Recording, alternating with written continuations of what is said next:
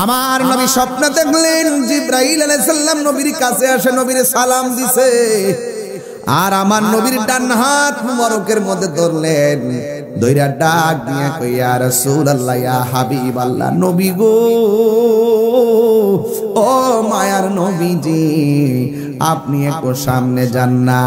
রাসূল বলেন আমি একটু সামনে গেলাম। আমার নবীর জিবরাইল আলাইহিস সালাম বলে, ও নবী গো, আপনার সামনে আপনি কি দেখতেছেন? আমার নবী, আপনার নবী বলে, জিবরাইল রে, আমি তাকায়া দেখতেছি উলঙ্গ অবস্থায় অনেক নারী আর অনেক পুরুষ জাহান্নামের আগুনের ভিতরে একবার ঢুক, আল্লাহু আকবার, জাহান্নামের আগুনের ভিতরে একবার ঢুকতেছি, আবার বের হচ্ছে। তাদের শরীরে কোনো গোশত নাই, হাড্ডিগুলা লোহা যেমন করে কামার যেমন করে লোহা দিলে লোহাটা গরম হয়ে যায়, লাল হয়ে যায়, এমন ভাবে জাহান্নামের হাড্ডিগুলা লোহার মতন পুইরা লাল হয়ে রয়েছে।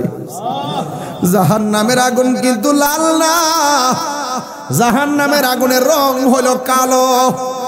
কালো আগুনে যখন হাড্ডি পুড়ে লাল যখন হয়ে যায়, কালোর মধ্যে লালটা বেশি উঠে। বেশি কথা বলেন ঠিক কিনা? আমার ওয়াজটা বুঝতে হবে। এবার আমার নবী তাকায়া বলেন, আমি দেখতেছি একদল উলঙ্গ অবস্থায় ছেলেগুলো মেয়েগুলো জাহান্নামের আগুনে একবার ঢুকে আর একবার জাহান্নামের আগুন থেকে উপরে ওঠে। নবী আমার উম্মতের কান্ডারি, নবী আমার ডাক দিয়ে কয়, জিবরাইল, এরা কারারে এমন ভাবে উলঙ্গ অবস্থায় জাহান্নামের আগুনের মধ্যে জ্বলতেছে। এই কথা বলার পরে জিবরাইল কয়, নবী গো, আমি বলবো, আপনারা জবান খুলে বলেন কেন আযাব হইতেছে? আমার নবী জানার ক্ষমতা আছে না নাই? এরপর আমার নবী জিগায়, জিবরাইল আলাইহিস সালাম কয়, নবী গো, আমি আপনাকে বলবো কেন এদের আযাব হইতেছে, আমি বলবো। এরপরে একটু সামনে চলেন না গো। এবার যখন আমার নবী একটু সামনে চলে গেল, যেই মাত্র সামনে চলে গেছে, ওই মুহূর্তে সামনে যাওয়ার পর আমার নবী, আপনার নবী রাহমাতুল লিল আলামিন বলতেছেন, ও জিবরাইল, আমি দেখতেছি এক শ্রেণীর মানুষের মাথাগুলা পাথরের উপরে রাখতেছে। আল্লাহু আকবার না বাবা? এক শ্রেণীর মানুষের মাথাগুলোরই পাথরের মধ্যে রাইকা রাইকা শোয়া লাইন ধরাইতেছে, আর ফেরেশতারা আরেকটা পাথর নিয়া তাদের মাথার মধ্যে আঘাত করে মাথার মগজ ছিটকায়া ছিটকায়া ফালাইতেছে। এরা কারারে? আমি নবীর তো বড় মায়া লাগে রে। আমার নবীর জিবরাইল আলাইহিস সালাম কই, নবী গো, বলবো আর একটু সামনে যান। আমার নবী বলে, আমি স্বপ্নে দেখলাম জিবরাইল আলাইহিস সালাম আমার একটু সামনে নিয়ে গেল। নেওয়ার পরে আমার জিজ্ঞাসা করলাম, জিবরাইল, এরা কারারে?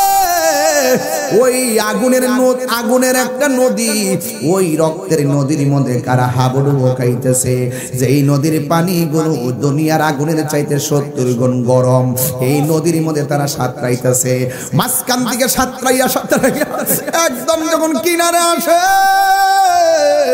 বড় বড় ফেরেশতারা বড় বড় পাথর লইয়া দাঁড়ায়া থাকে। এমন গরম পানির মধ্যে, আল্লাহ বাঁচাও, আল্লাহ বাঁচাও, আর পারি না, আর পারি না। এইভাবে কাঁদতে কাঁদতে যখন তারা কিনারে ফিরে গো, ওই দিক দিয়া ফেরেশতারা বড় পাথর দিয়া তাদের মাথার মধ্যে এমন করে আঘাত করি, এই মানুষগুলো আবার উইরা যাইয়া নদীর মাঝখানে পড়ে এমন ভাবে কাঁদতে কাঁদতে কিনারে আসে, আর সামনে যাইতে পারে না। নবী আমার বলে, জিবরাইল গো, ও জিবরাইল, এরা কারারে? এমন ভাবে কেন তাদেরকে শাস্তি দিতেছে? জিবরাইল কো, নবী গো, বলবো আর একটু সামনে চলেন। আমার নবীর একটু সামনে নিল।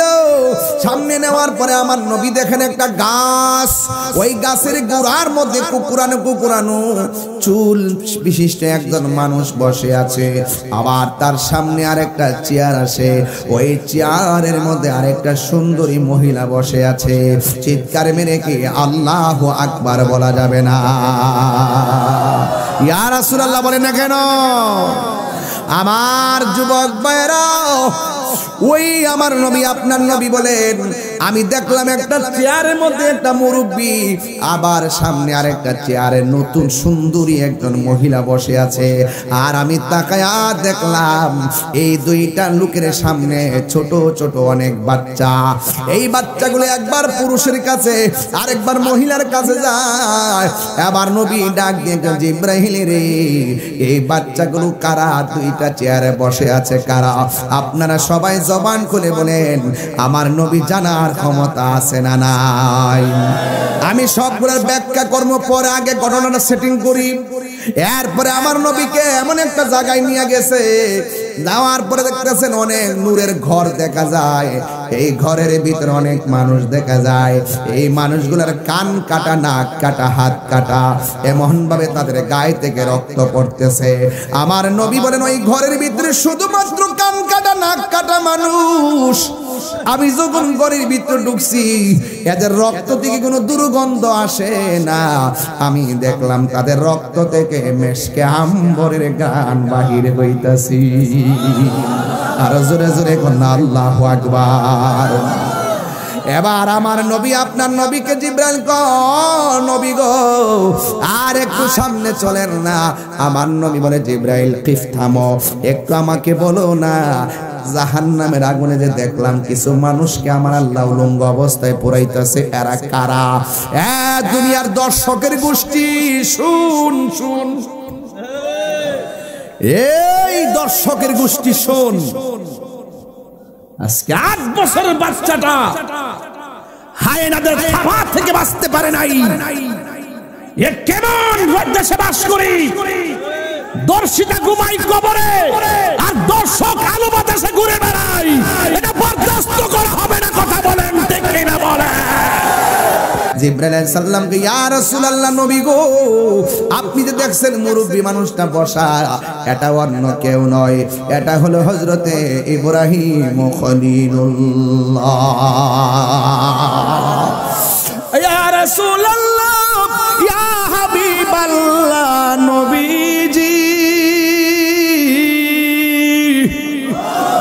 আপনি যে দেখতেছেন ওই চেয়ারের মধ্যে মহিলাটা বসা, এটা কে জানেননি? এটা হলো ইব্রাহিম আলাইহিস সালামের স্ত্রী, যার নাম হলো সারা। আরেক রিওয়ায়াতে লেখছে যার নাম হলো হাজেরা। এখন এই দ্বারা কি করে? কই ছোটবেলা যাদের বাচ্চা মারা গেছে, কিয়ামত পর্যন্ত বাচ্চাগুলো এখানে জমা হবে। আজকেও আমি হাদিস শরীফের মধ্যে দেখলাম ছোট ছোট বাচ্চা, যারা ছোটবেলা বাবা যদি ধৈর্য ধারণ করতে পারে, আল্লাহরে যদি ডাক দিয়া বলে, আল্লাহ ও চৌধুরী বাজারের বাবা, মুকুন্দপুরের বাবা, জবানটা খুলে কর না, আল্লাহ ও আল্লাহ, আমার জাদুমণির এই 10 মাস 10 দিন আমি পেটের মধ্যে ধারণ করছি, জাদুমণির দীক্ষা শখ পিটে নাই, জাদুমণি আমার মা বলে ডাক দিতে পারে নাই, তোমার আমারও তুমি নিয়ে গেছো। এই বাচ্চাগুলো ইব্রাহিম নবীর পাশে গিয়া বজম্বে, আর ওরা সবাই 2 জনের কাছে কোরআন তেলাওয়াত শুনবে। হাসরের মাঠটা যেদিন কায়েম হবে, আল্লাহ বলবে, ওই বাচ্চারা আর দৌড়াদৌড়ি করো না, অনেক দূরছো, এবার তোমরা বিনা হিসাবে জান্নাতে চলে যাও। বাচ্চাগুলো তখন আল্লাহরে ডাক দিয়া বলবে, আল্লাহ কোথায় যাইতাম? কই জান্নাতে। ও আল্লাহ অনেক খেলছি কিন্তু কোনোদিন প্রশ্ন করি নাই, অনেক খেলছি কোনোদিন কোনো আওয়াজ করি নাই, তবে যেহেতু এবার জান্নাতে ঢুকলে আর বের হওয়ার সুযোগ নাই, ওই জায়গায় যাওয়ার আগে, ফুলসিরাতে ওঠার আগে তোমার কাছে আমার কিছু কথা আছে। ছোট ছোট বাচ্চাগুলো আমার আল্লাহর সেই দিন ডাক দিয়ে বলবে, আল্লাহ ও আল্লাহ, আমার যে জান্নাতে দিতেছো, মার পেটে পাঠাইলা তুমি, দুনিয়ার আলো দেখাইলা তুমি, ভোগ করার ক্ষমতা দাও নাই তুমি, মা বাবাকে ডাকার ক্ষমতা দাও নাই তুমি। তুমি নিয়ে আইছো, আমার কোনো অভিযোগ নাই। তবে জান্নাতে যাওয়ার আগে একটা কথা কইতাম রাখবানি। কই যে মা আমার পেটের মধ্যে লাতি গোতা খাইয়া 10 মাস 10 দিন ধারণ করছে,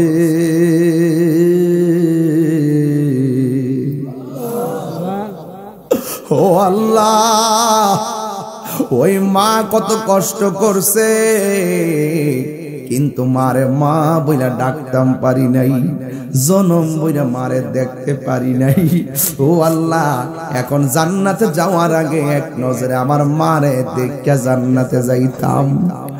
আল্লাহ ডাক দিয়া কইব, ও বান্দা, তোমার আম্মা তো দুজুকে। এবার সন্তান বলবে, আল্লাহ, যেই মা 10 মাস 10 দিন আমার পেটে রাখছে, সেই পেটটা জাহান্নামে। যেই মার চোখের পানি ফালাইয়া লাথি খাইয়া কানছে, সেই মায়ের চোখ জাহান্নামে। যেই মা আমার লাথি খাইয়া পেটে হাত দিয়া কানছে, সেই মায়ের হাত এখন জাহান্নামে।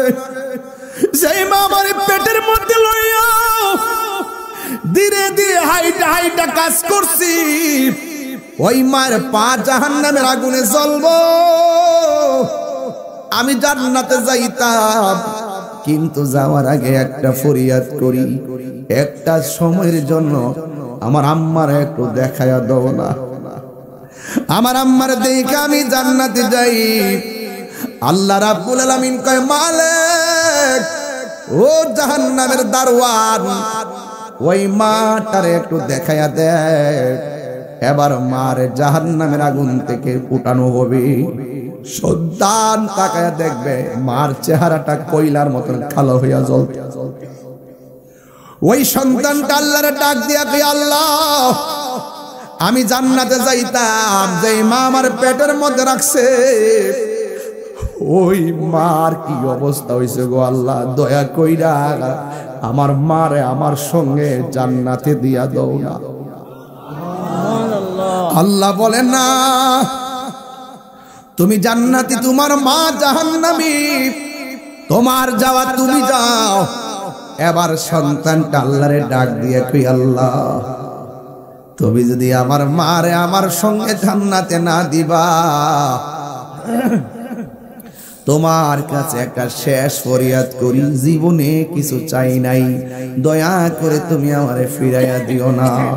ও আল্লাহ, আমার সঙ্গে যদি আমার মাকে না দাও, তাইলে আমার মায়ের সঙ্গে আমার জাহান্নামে দিয়া দাও। মা বিহনে জান্নাতে আমি থাকবো না। একটু দাঁড়াও মায়েরে দেখি, জনম ভয়রা মায়ের দেখি রে বাসি। একটু দাঁড়াও মায়েরে দেখি, সাদা কাফন পরাইয়া খাটের উপর শোয়াইয়া, সাদা কাফন পরাইয়া খাটের উপর শোয়াইয়া। মাইরে তোমরা কই যাইতেছো লইয়া রে গ্রামবাসী, একটু দাঁড়াও মাইরে দেখি, জনম ভৈরা মাইরে দেখি রে গ্রামবাসী। একটু দাঁড়াও মাইরে দেখি, জবানটা খুলে কি আল্লাহু আকবার বলা যাবে না? আমি জানি কথাগুলো তেমন ভালো লাগে না, কিন্তু একটা কথা কইয়া যায়, ছোট সন্তান মারা যাওয়াও একটা রহমত।